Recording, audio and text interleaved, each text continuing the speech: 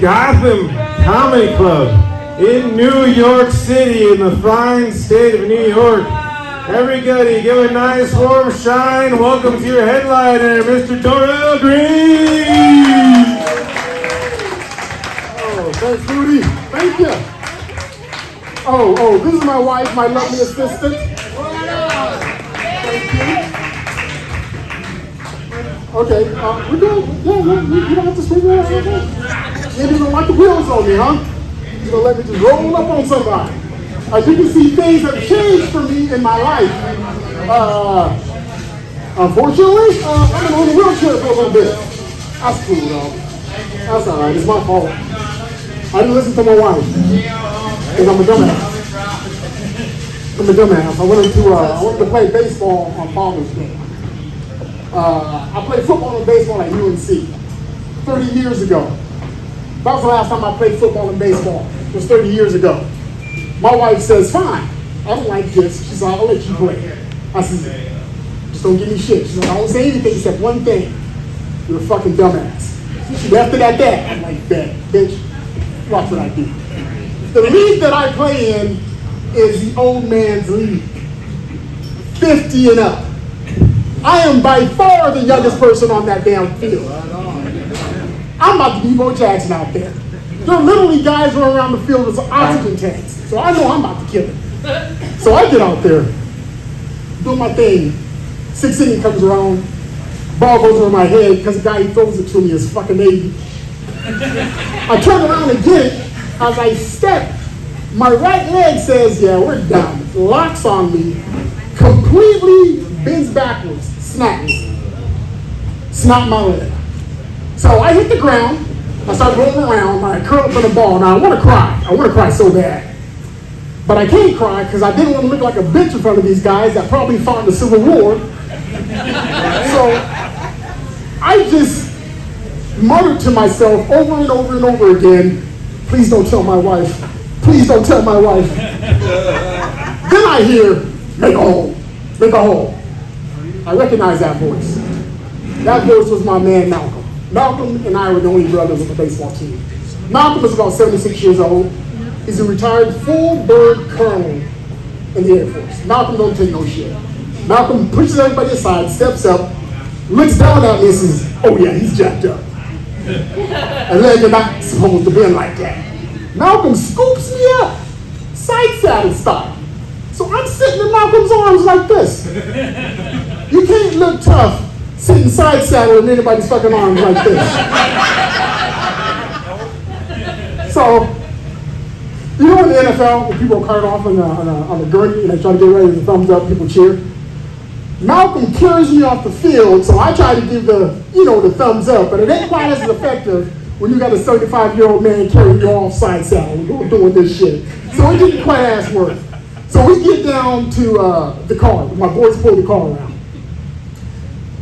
And as they're taking me to the car, I hear somebody yell, just throw his ass in.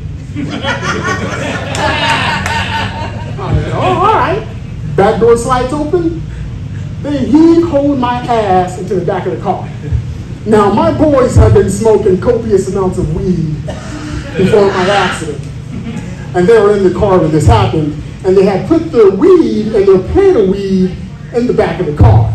So as I hit the back seat and slide, I go face first into a plate full of weed. So now I'm laid up with a blown out knee. Enjoy this weed. And I got I'm talking about pain I have never felt before in my life. But I don't want to go to the ER. I was like, fuck that, give me 3 days, I'm gonna be good. I was like, take me home, let me sleep it off. So my boy sent me home. Nicole gets home, of course, says, you're a dumbass. I says, you know what, in a few days I'm gonna be fine. That night, Nicole and my son put me to bed. As I'm going to bed, I fall back and my leg does something weird. I pass out, I have a seizure, I start breathing. I fucking died for 30 seconds. I'm passed out, like, my son gives me CPR. Motherfucker never took a CPR class a day in his life. I don't know if he learned something from Blue's Clues or what. But all I know is I felt something in my mouth, which was his tongue, so that's why I know you don't know how to do fucking CPR. And then I felt some air in my chest. So I felt some air. And I was like, I breathed. I was like, all right. So they got me back, my wife was like, we're calling 911, we go to the hospital. I was like, fuck it, let's go. So we go to the hospital, everything's checked out. What they find is I tore my hamstring from the bone, I tore my quad from the bone, I tore my ACL completely, I tore my LCL completely, partial tear in my MCL, and whatever the fuck this muscle down here I tore off the bone. I took a step. I took a goddamn... Listen. I was a hell of an athlete in my day. I was gifted. I don't know if any of y'all saw me play. Tim, Bowie. I played with you, Tim. Tell these motherfuckers. I was a hell of an athlete. I would run so fast, my jerry curl would blow in the wind. It would.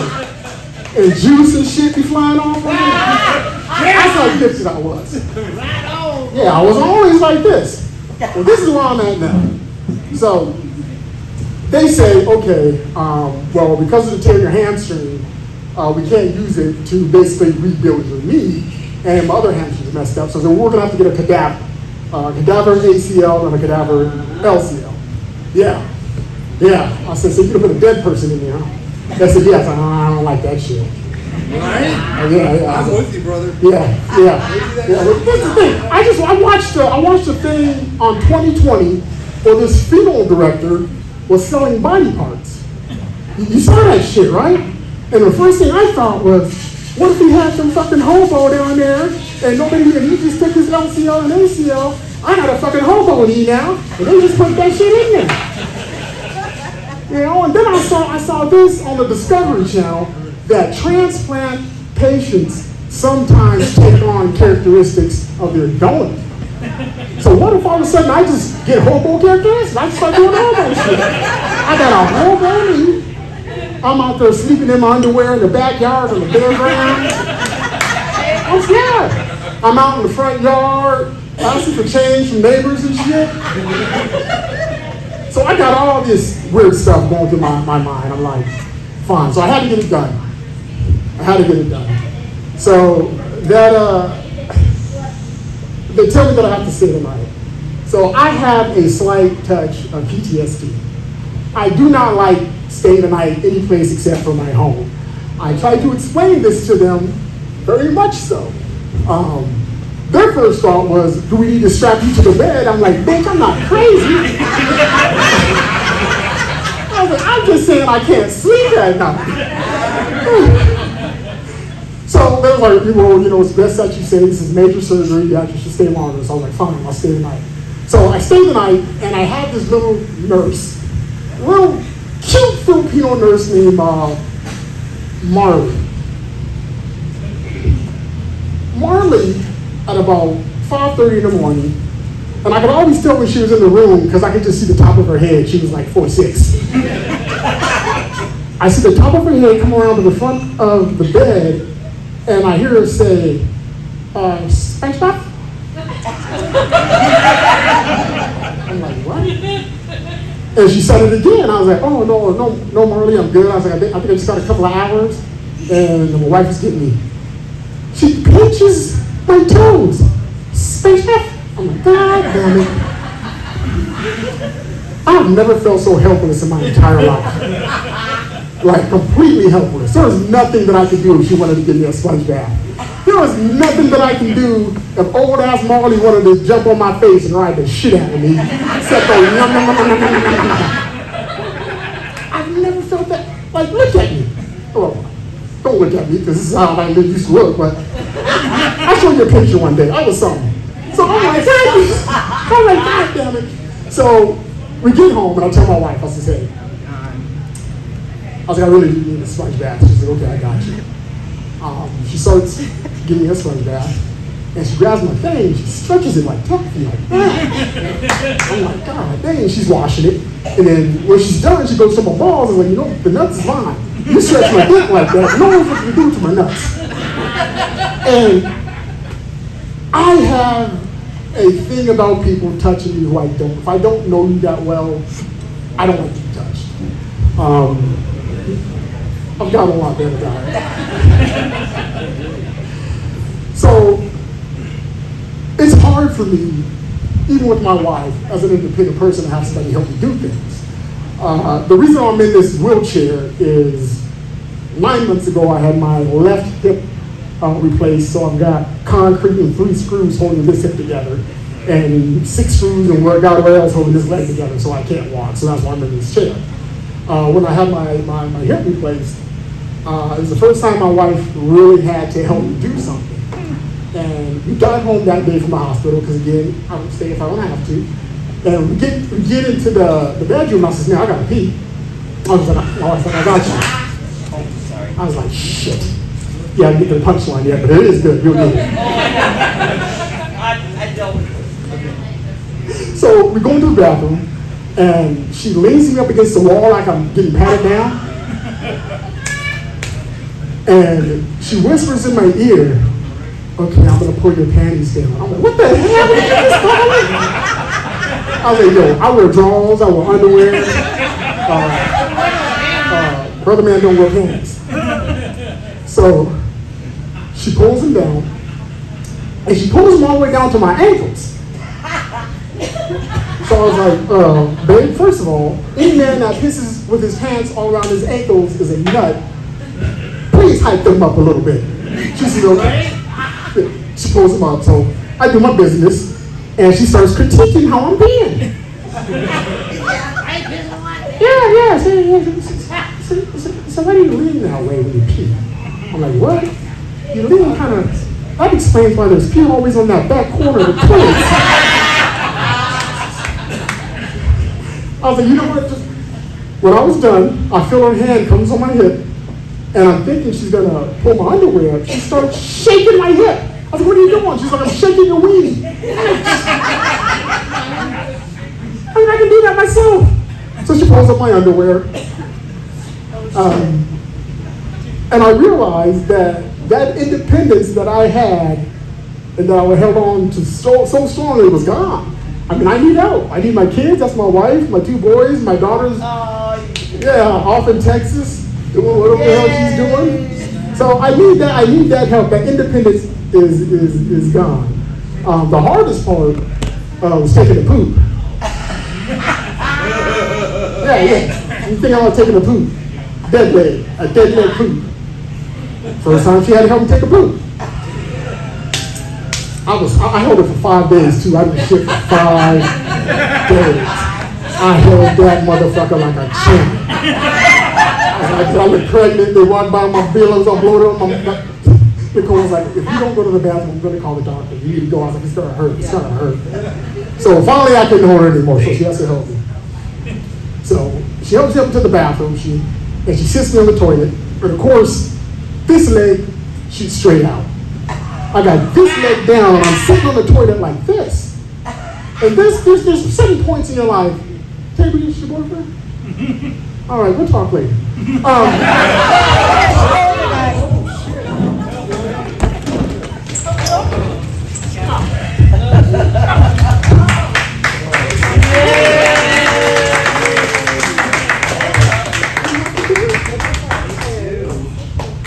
Oh, that's my fault.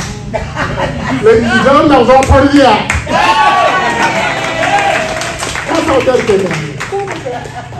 Hey. Tonight, I'm going to cry a lot.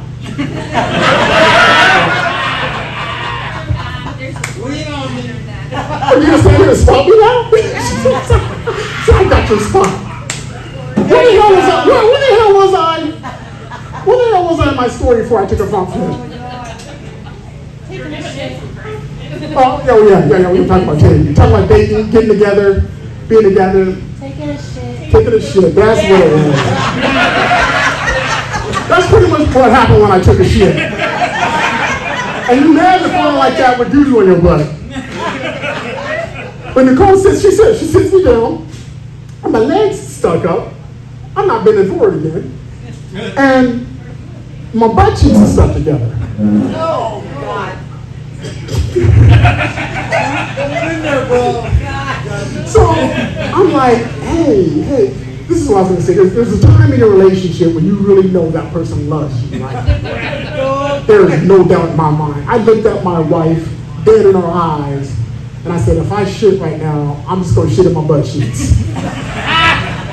And she says, don't even worry about it. She stands over me, and she says, on a count of 3, I'm gonna hop up, and I'm gonna spread your cheeks.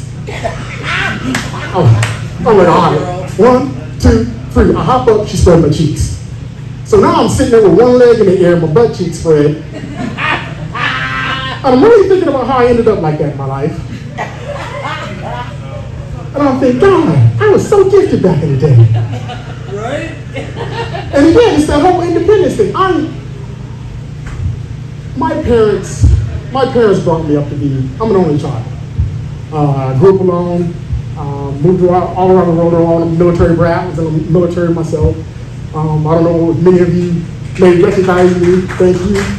I was actually a cop here for like 10 years. I was the only black one, so if you saw a black cop from like 2000 to like 2006, it was me. It was good, right? I ain't arrested or nothing, because everybody in here can definitely whoop my ass at this point. Like, I have no defense. 0. I YouTubed wheelchair karate. Because I wanted to make sure that I knew if something happened. Because I used to be a dangerous man back in my day, believe me. I know that goddamn fall ain't helping you believe me. But I was a dangerous son of a bitch back in my day. Taught an active shooter, SWAT, all that shit. Now, my wife can whoop my ass. I pissed her off one day, I swore she's gonna roll me in the street. I was like, she's gonna roll me in the street. And it's hard for me to feel, I don't know, not necessarily weak, but a little defenseless. So I looked at wheelchair karate, because I was like, I need to know something. In case, somebody runs in here and some shit pops off, I ain't gonna do shit but try to roll away. I can't help nobody at this point. So hopefully y'all can run faster than I can roll, because I'm trying to get out of here too. I saw this dude, the first video that I saw for, and I'm serious, Google wheelchair karate. Dude sitting in the wheelchair with a gi on and a black belt. I was like, that's a little strange. It made something happen before. Whatever. Guy walks up to him with the gi on and a black belt. Guy says, give me all your money. Grabs him by the wrist. Wheelchair guy goes, no! Flips him with his finger. The fuck kind of wheelchair bullshit is that? I was like, you know what? I'm just gonna carry a sword. I'm getting a sword. I'm getting a goddamn sword. Ain't nobody fucking with me, I got a sword. Give me a sheath, put that in the back with a sword. Hey, believe I was a cop, it's open carry. I can carry a goddamn sword. Bet your ass that, man. But I'm trying to get used to this new style of life, I guess. My family and I, helping me, changing me. First time I actually really had to pee. This is first time I had to pee. I tell my family I'm older now, so when I gotta go, I gotta go. There's no waiting, debating, talking, walking around. No, I gotta pee. As I could see what went in there, I was leaving. So my family does not know my bathroom habits because it's none of their goddamn business. Well, unfortunately now they know all my bathroom habits because they take me to the bathroom. First time, we get home, I'm laying, they take me down into the garage. This is right after my baseball incident. I'm laying on the beanbag and I'm just in pain. And my wife and my 2 boys are talking and I said, hey, I gotta pee. Nobody listens to me. My daughter walks out. I said, hey, I gotta pee. Oh, okay, Dad. They start talking. Guess what I ended up doing? I had to grab a red Solo cup in front of my whole family and side saddle pee in it. I'm just looking at them. I mean, you made me do this. You did this. Pour it out. It sucks, but I don't know. There's my family has been through a lot. I've got a tough ass family. Thank God. Yes. As you can see, when I hit the ground, they were here. They didn't hesitate. I Actually, these motherfuckers think I actually might make a little money doing this, so they want to make sure I survive a little longer than they find out for sure. I know the truth. But I got a strong family. November 27, 2017, my wife was diagnosed with appendix cancer. Cut from here to here, appendix, spleen, colon, reproductive organs, everything removed. She was told to take 6 months off, she took 2. Hell, I got a hernia surgery that was this big. I took 3 months off my shit. You goddamn right. But when that happened to her, I learned something about myself is I don't cry. I'm not a crier. I was not raised to cry. My mom and dad, my dad was a sergeant major in the Army, my mom was the wife of a sergeant major, very much so. So I wasn't raised to cry. Anytime I would shed a tear, I'd be told, you need to shut the fuck up, grab your nuts, and be a man. And that was my mom. My mom told me that shit. So when my wife got sick, it was the first time I cried. I remember that feeling, but I didn't want my family to see me cry, because I'm the tough one. I'm the strong dad. So I would wait until the middle of the night when everybody was asleep. I would get up. I would have to skulk around the house to find snacks because I'm also a diabetic, and these motherfuckers like to hide cookies around the house from me, but I know all the hiding spots. So I have to go find cookies in the dark, sit in the corner, and eat a cookie and cry. Just figuring this out, just figuring this shit out. And when you learn how to cry, your face, this is me. I couldn't get it. So my family, I worked together for my wife. Yeah. A year later, exactly almost, November 28, 2018, my daughter is diagnosed with AML leukemia at the age of 22. We were told it was terminal. I cried like a bitch. Have you ever cried so hard you stepped outside yourself and you was like, nigga, damn, really all this? That was me. I pulled alongside of the road when I found out, and I cried like I let all those years of not crying come out. But I had to hold it in for my daughter and for my family. With my daughter, she needed a bone marrow transplant to save her life. We go to the bone marrow transplant doctor, and he tells her, when was the last time you had any alcohol? She says, no. You just using any drugs? She says, no. So when was the last time you had sex? My daughter's 22. I never think my daughter having sex. She's 22. She's my baby. I thought, yeah, never. My daughter immediately replied, yeah, it was a week ago. What the hell? You ever get so nervous you start moving around in your chair like, ah, damn it. Then he said, did you use protection? And my daughter replied, no, I don't think so. I was like, oh, you dirty bitch. Don't fall over. Oh, my fault. Then he says, how many sexual partners have you had in your lifetime? And my daughter looks up. I'm like, bitch, if you gotta look up to the heavens for the answer, I don't know. I started making all kind of, maybe they forgot I was in the room. I started making all kind of noises. I was like, I ain't hear it. Please shut up. Like, there's so much I can take. There's so much, especially when your family gets ill, that you learn about your family. Right. Yeah, you learn how strong they are, what they can take. Again, I hit the floor, but hesitation, they're there for me. During the pandemic, we were all locked in together. They wanted me to smoke weed. Never done drugs. Again, I was a cop for 20 years. I was in the military for 9. I was an officer in the Air Force. I said, fine, if I'm ever going to do drugs, I guess you should be with my children. I watched my youngest son roll a blunt. Most disgusting goddamn thing I ever seen.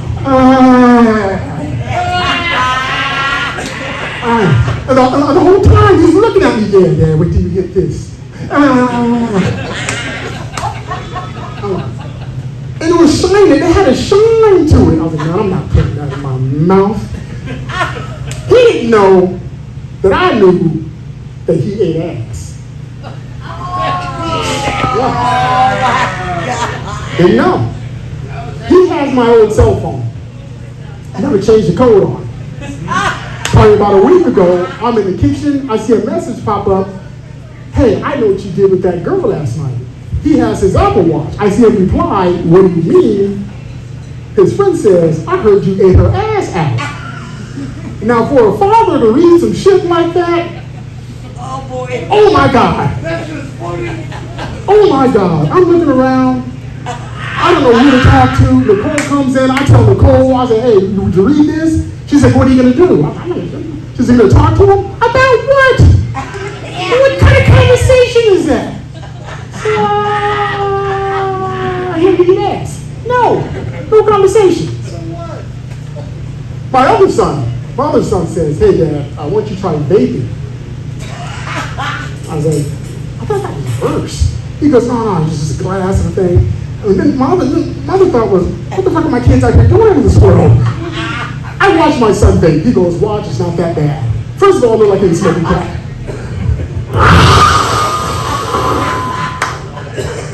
Then he does this.